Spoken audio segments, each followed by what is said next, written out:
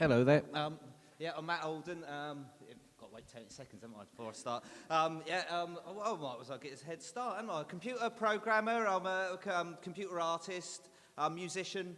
There we go. Right, I'm a musician as well. I make a lot of installations for other artists, and I built my own audio engine. I started using Maximus P about 20 years ago, and ever since I've been building my own audio engine called I Am the Mighty Jungulator. God, 20 seconds don't half go slow, doesn't it, when you're up here? I've been practicing this for ages. I use the visual programming languages, Maximus P and PD. I've got it all working on a Raspberry Pi now, really sweet and everything. Like I say, I Am the Mighty Jungulator. It's kind of like a generative program that makes stuff up as it goes along, but you can also shape it and do lots of like twiddly bits and pieces with it. Here's a quick demo. It cuts sounds up into chunks, play the piece back in any order. Each piece can be transformed, pitched backwards, pan volume, all that sort of stuff. And then there's another layer of sequencers where you can automate those processes as well. You can do like panning. Each one of those controls has got its own little sequencer and they can be set off. And then you've got like a MIDI sequencer where you can put in like notes, change the patterns. Then you can record off what the computer's doing, introduce it, slow it down, time stretch it out. So it's kind of like you just keep on sticking loads and loads of stuff in it and it makes up music by itself, and it's been doing that for ages. So I've been working with these people, Frill Laboratory.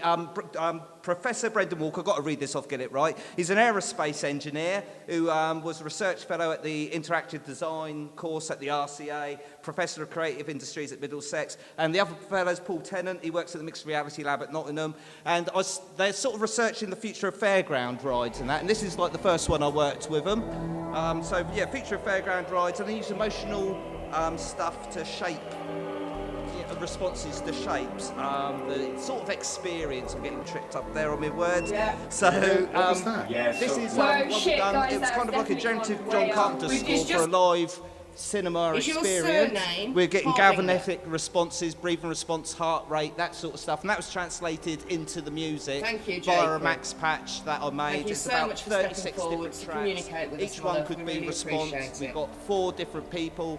All those results Okay. are added together and divided and all that sort of Do you stuff. prefer- And it kind of made up the soundtrack for the thing. Here's a bit of the back end of it. I was using soft synths in Logic, getting Max to talk to them, using OSC from the various sensors in order to trigger all this stuff.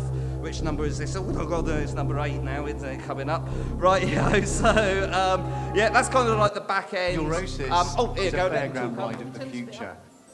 We're using a brain monitoring cap to capture the brain activity of riders to generate an immersive virtual world. Riders are literally going to be riding their own brainwaves. Each rider generates a completely different ride experience. So when we get back to the lab, we're going to cross-reference the neurological. So we were using like an Oculus Rift on that. The chair was pneumatic. We were using one of these emotive brain things and that. We're getting quite a lot of interesting data. It all moves around with the music and stuff. So all that stuff was cross-referenced and made to make a jungle track up in the background, like a really exciting fairground ride. All the smoke machines were going off. All the lights were playing. Here's a bit of the back end. It's quite complex. There was about 16 different tracks. Out of those tracks, about 16 different layers, and they all could be sped up, slowed down, mixed up and that. So it was like no ride was kind of like the same, but they were all kind of different, which was quite a good selling point for that. So it's quite a complex patch that. It took ages to make. Next one we done was mapping a VR world to a swing. So it mapped it in different ways, so we could use forward movement of the swing or translate that to sort of like a sideways stomp, or we had another world that used the sort of a jumping motion coming from the swing, or we had another one that sort of went up. So I think the next slide is, these are the basic worlds of it. So we've got like this underwater one here, we've got a Kraftwerk-esque one over there. This one's like a big giant funky robot walking through a town, and this one is kind of like a Blade Runner-esque sort of jumping around sort of thing.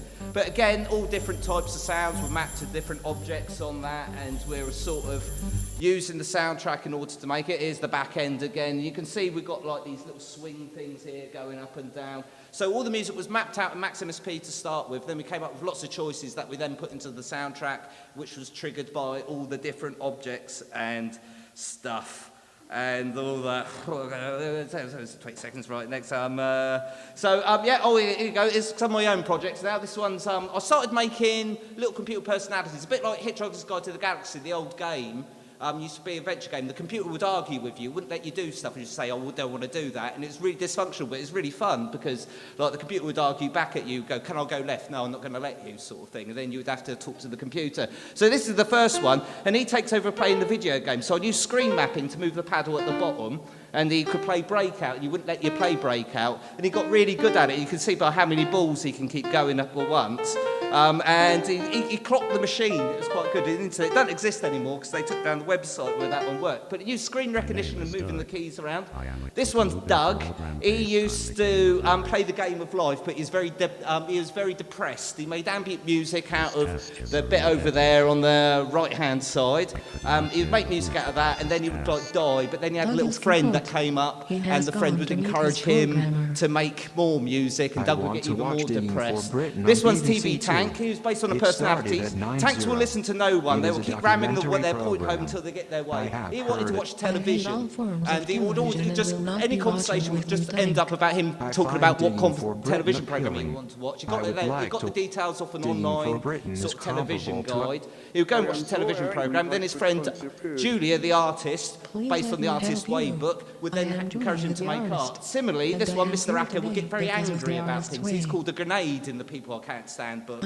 And grenades just blow up and they get really angry about anything you mention. So he'd get stuff off the internet and talk about a subject he found on the internet and just get really angry and make artwork about it. And this is the last one now, so I'm just going to take a few breaths, and there's all loads of stuff there. And I think my website's on there if you want to have a look. Thank you.